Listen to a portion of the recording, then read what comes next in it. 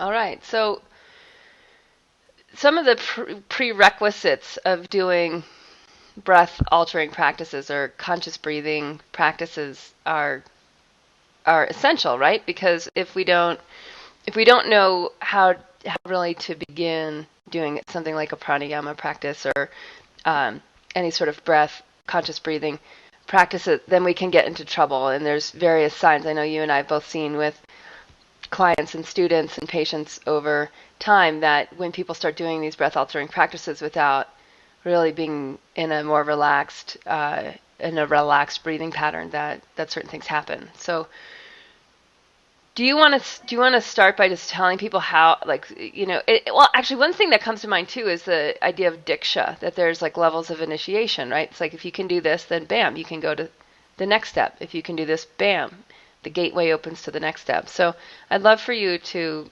give this teaching on some of the prerequisites of doing conscious breathing practices. Okay, this is it's a perfect question, and it's one.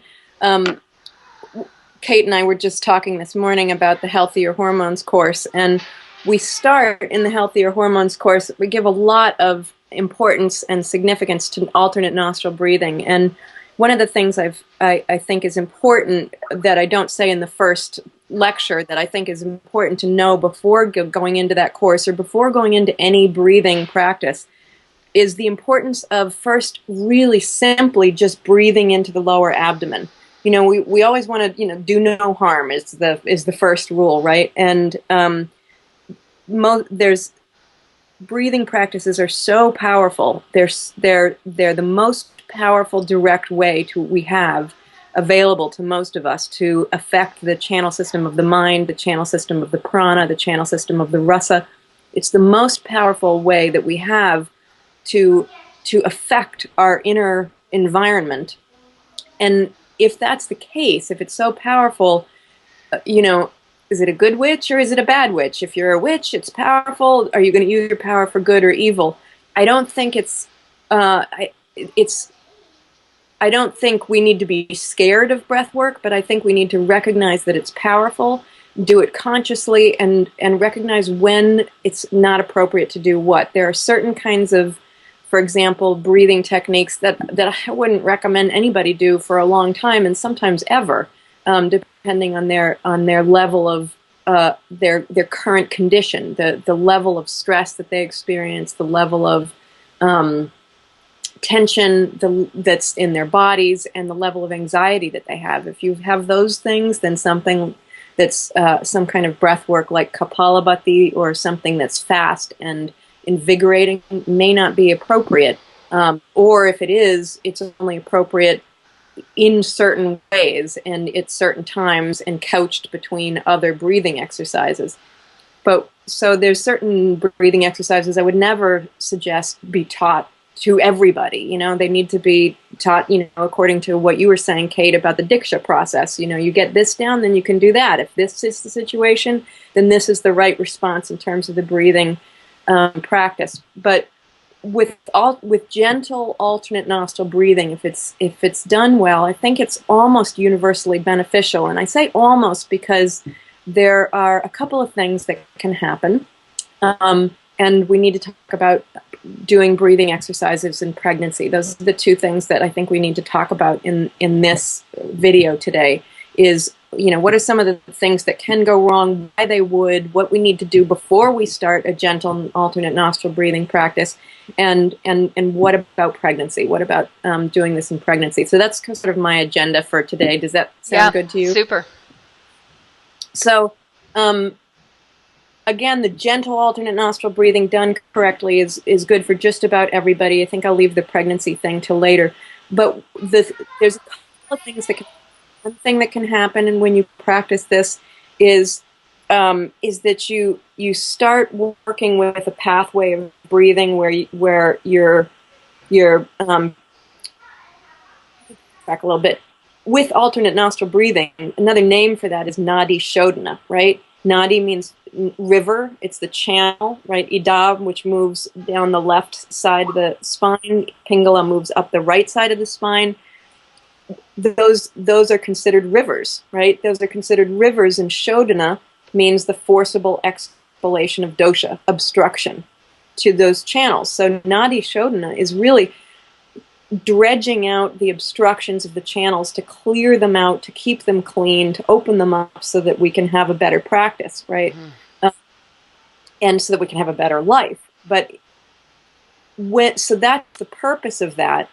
And when those channels start opening up and those obstructions start releasing, what happens is that energy tends to flow on the default channel that we already have present in us. So, for example, what I mean by that is many of us are in our heads a lot. We're thinking, we're reading, we're writing, we're computerizing. We're in our heads. And so our energy tends to go up to our heads much easier than it goes down and circulates around the body. Prana wants to go up. That's its natural direction. It's actually more difficult for prana to move downwards.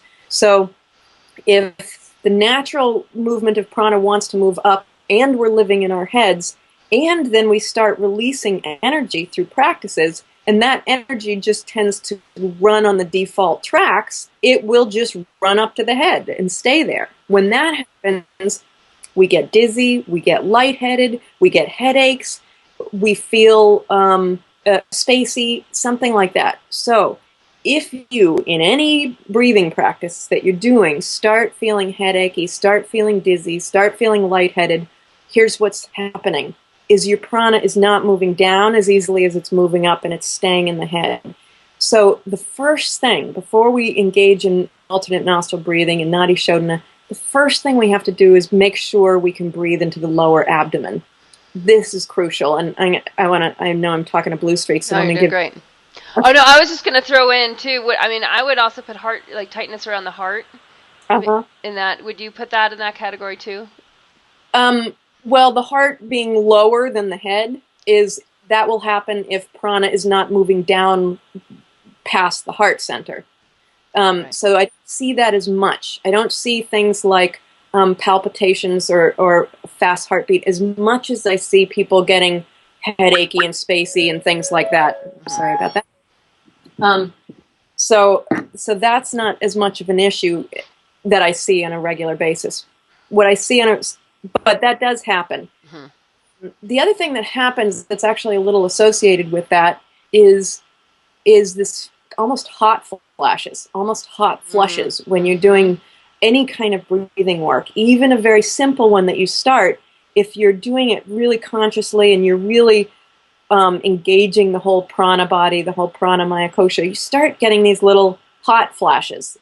It's not a problem. That's not a problem. That's a natural thing that starts happening from what I can see, and it's not building heat in the body. It simply seems to be purifying the body in some way. It sounds like it, I mean, that's the experience, right? It's detoxing what would have just been lodged. It's energy moving, heat release. Energy, heat. When it's released, it releases a little bit of heat. So now when I do my own practice, for example, I very rarely have that sensation, but occasionally I do. And my own sense of that is that when I do, I've been exposed to some pathogenic influence from the outside. I don't know if it's emotional or physical or mental or what, but occasionally I'll have that. And that sometimes will feel like it's involving the heart, like the heart. And I think it's because the heart is the root of the prana system in the body. So it'll affect the heart. But that is sort of a natural thing that happens, and it happens less as we go along. That's not to be concerned about. I really pay attention. If you're getting headaches or lightheaded, you've got to know you're not breathing into your lower abdomen well enough. And that's the first thing you have to do. And so, so important to do, because if we can breathe into our lower abdomen, we're getting prana there, and we're encouraging the prana to be able to, it'll be easier to circulate the prana when we get to that point. We're bringing the prana up, we're bringing it back down. Up is easy for almost anybody. Down is harder. So when it becomes much easier if we can breathe into the lower abdomen. So for example, before I did anything with Nadi Shodhana, I spent 3 months doing simply this. And this is what I would say: if you've never done Nadi Shodhana before, make sure you can do this before you move into it. Nadi Shodhana is amazing, but the requisite is that you can breathe into your lower abdomen. Okay, Right. so where we left off was getting into the practice of how do we, what is this diksha around being able to check and being able to really know if our downward flow, if there's enough energy moving down. Right. So the first thing we do before we engage in alternate nostril breathing is make sure we can breathe into our lower abdomen. So to do that, it's very simple, but you can't skip this step. Don't jump right to there because you think you should be there before you're here, because this is where we are, right? Mm-hmm. So first thing Good is, point. No, that's a really good point because like we do have this like bigger, better mentality just as Westerners, and it's yeah. something that has no business in pranayama. It really doesn't. And if you get into the healthier hormones course and you say, oh, Kate and Dr. Claudia, they're talking about how incredible Nadi Shodhana is. I'm going to just jump to that without doing this first. Then you can start getting the headaches and the lightheadedness and wah.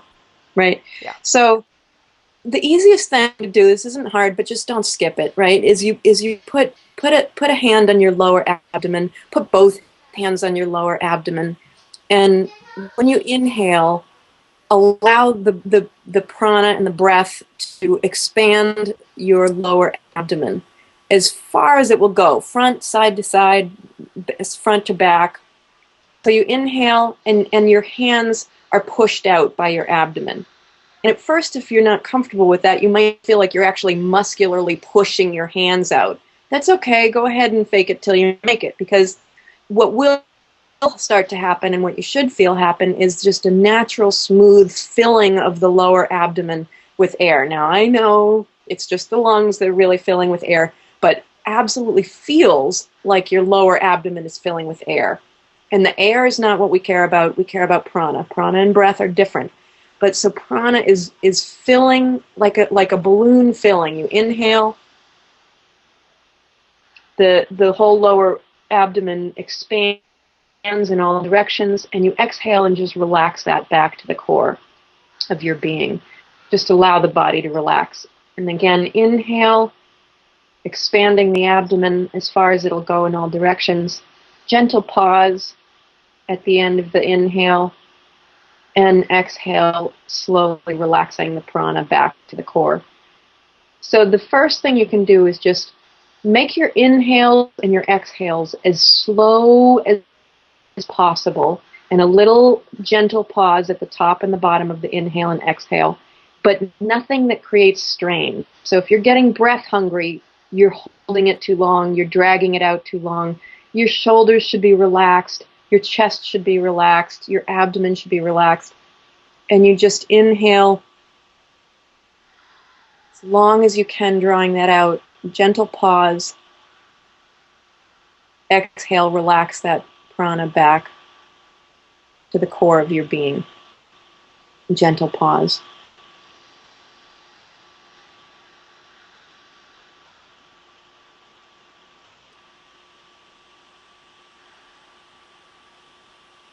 So you just do that over and over, and you do that for 10 minutes, 15 minutes. It's so simple, but it's such an important step. So if you're naturally, when you're breathing, your abdomen isn't expanding on the inhale, that should be happening every breath of every day. That shouldn't just happen for the 10 minutes or the 15 minutes or the 5 minutes that we practice breathing in the morning. That should be happening throughout the day. And if it's not, stay with this until this becomes sort of natural. Then we can move into Nadi Shodhana.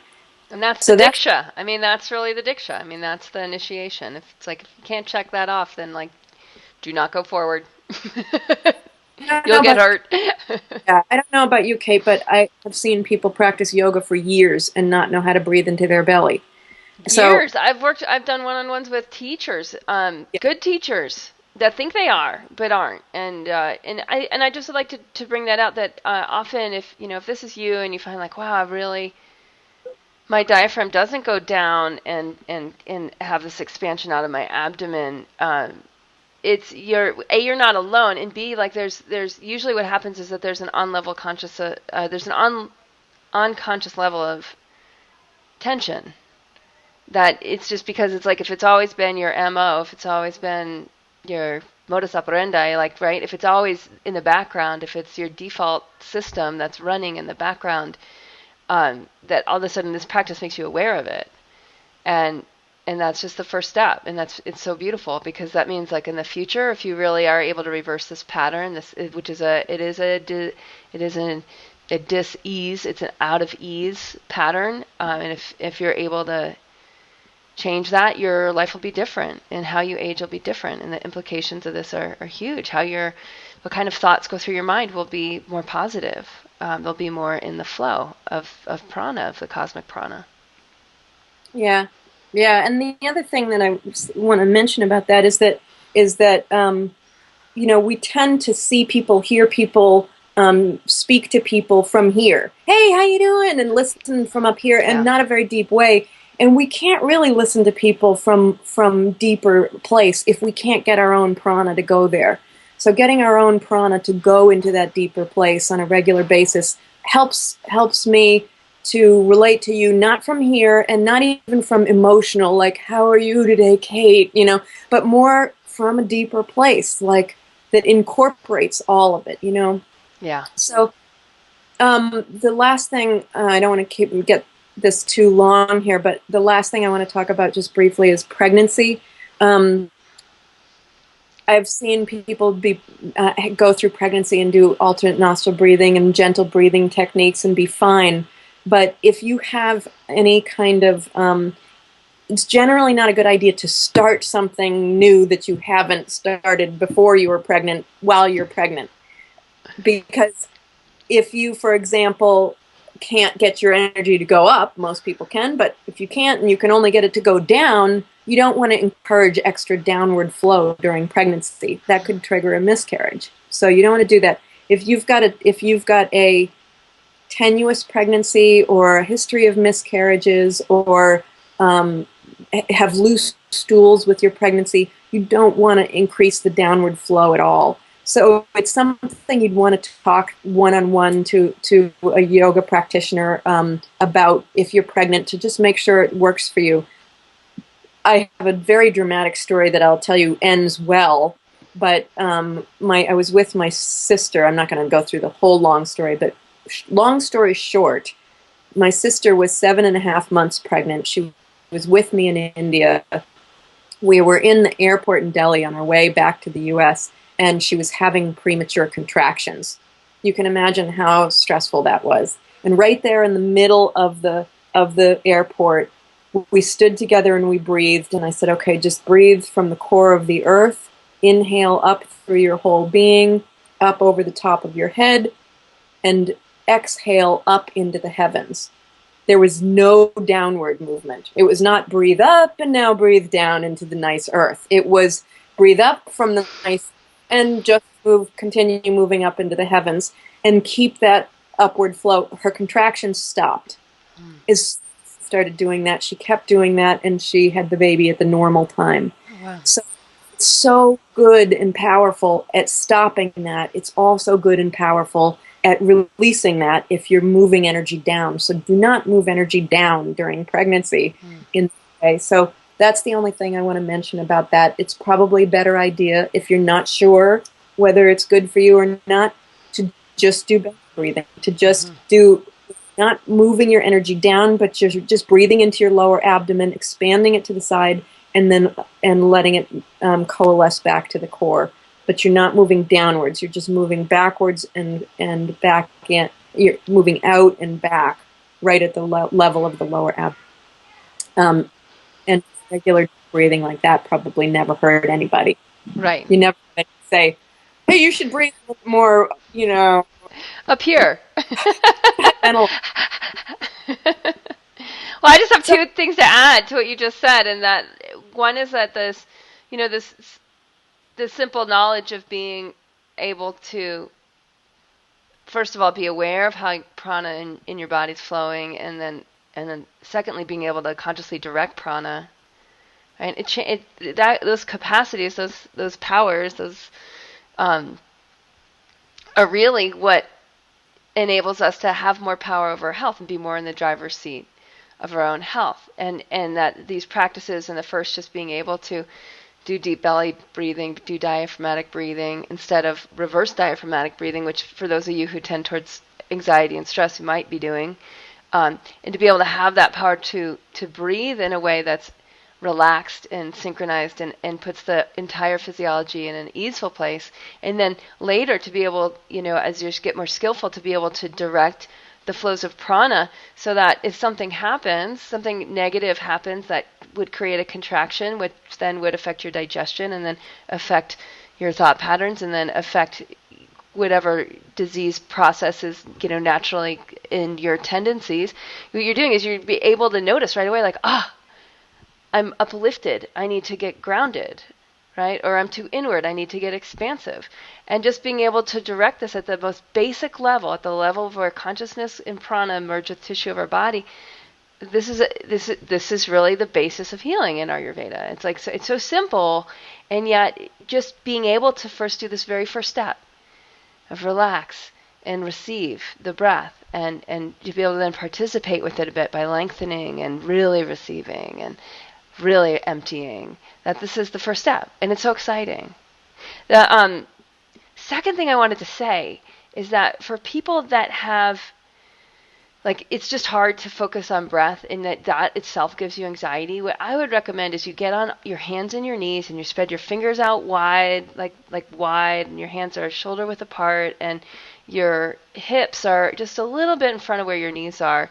And your toes, the bottoms of your toes can be on the floor. So you're on all fours. And you just start to breathe and move your femur bones back. And even lift your chest forward. And just try to get, as you breathe in, just try to get more and more breath into where your femur bones go into your hip sockets. And you can even swing your femur bones side to side in your hip sockets, just to kind of, it just opens that bowl of your pelvis so that more energy can then drop down. So just doing a few of those things. You can even like go into a lunge or on the one side or another, just to open more energy into your pelvis, and then try again, and then just sit and try this basic breathing practice again. Good. That's all I have to say. I hope everybody enjoys the course. Happy breathing. Happy breathing. Happy breathing.